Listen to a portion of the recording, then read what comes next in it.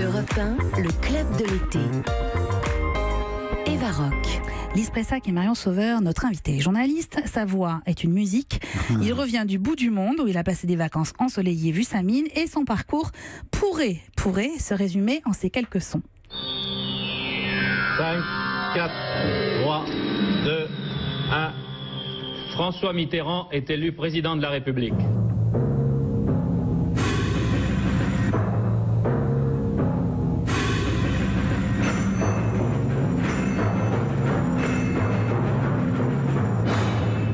De l'accent, mais après tout en neige. Pourquoi cette faveur?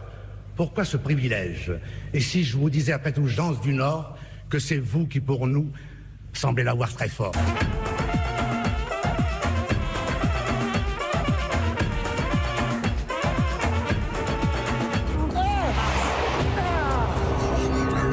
Quel con, bordel!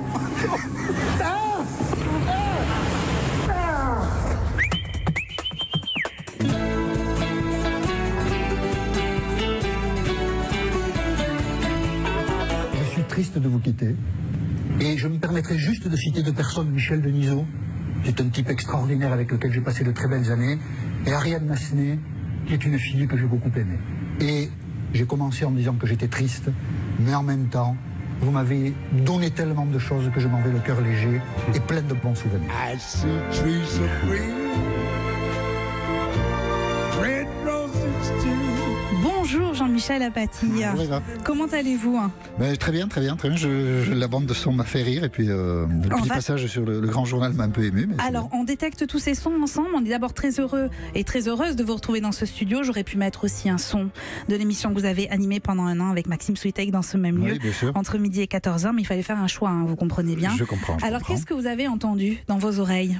Ce que j'ai entendu alors le 10 mai 80, peut-être beaucoup se disent, tiens, qu'est-ce que ça fait là? Mais, oui, dites-nous pourquoi. Pour moi, c'est un moment important parce que j'étais garçon de café à Lourdes quand François Mitterrand a été élu président de la République. Je n'avais pas voté, j'étais assez loin de toute vie civile et un peu perdu dans ma tête. Et cette élection, pour moi, ça a été une forme de choc. Je me suis dit, tiens, il se passe quelque chose d'important.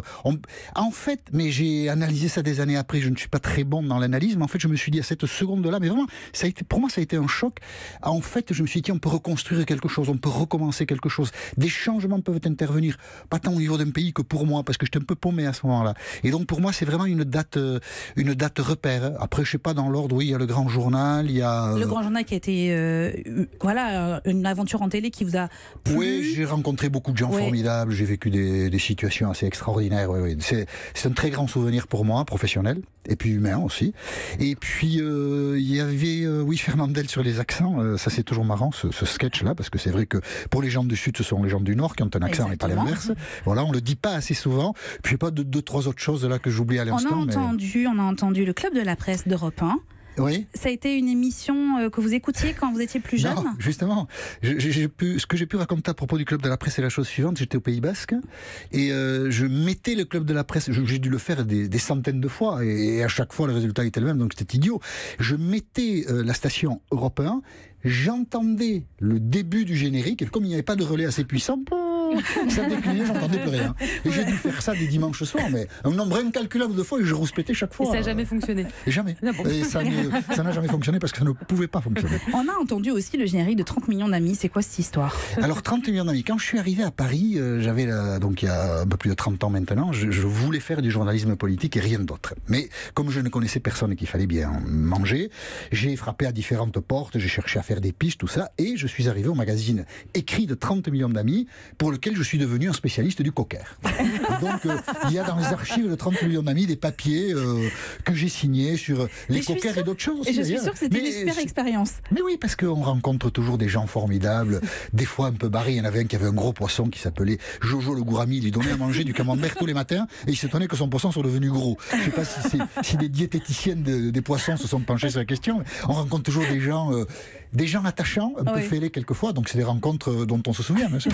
On a entendu aussi Fort Boyard, enfin un petit bout de vous en train de jurer. J'ai pas dit que ça, j'espère, hein. Parce que j'ai pas revu l'émission en fait. Ah, moi je l'ai revu, j'ai revu 50 fois. Et Eva la regarde en boucle pour rire, hein. Je précise. Moi j'ai évité de la regarder pour les mêmes raisons. En fait. Parce que c'est bien de rire, vous savez. Si, non, mais le ridicule, bon, c'est bien d'être ridicule, après se regarder en étant ridicule, peut-être pas. Non, c'est pas ridicule, c'est que vraiment vous êtes tellement vous, enfin voilà, quand on vous connaît, on sait que c'est vous et vous êtes tellement naturel parce qu'évidemment dans ce genre d'épreuve, il y a tout ressort, quoi. On peut pas tricher dans ces moments-là. Vous êtes extraordinaire. Quand vous êtes embarqué dans leur machine infernale, que vous tournez en rond, vous avez perdu le sens de l'équilibre. Vous avez vécu une très belle expérience, j'imagine. J'ai adoré cette journée parce que là aussi la production a un sens de la gestion des candidats, du suspense. C'était une journée très très agréable, hormis le fait que le site soit évidemment très beau. La manière même dont vous êtes immergé lors de cette émission dans ce fort-là est une belle expérience.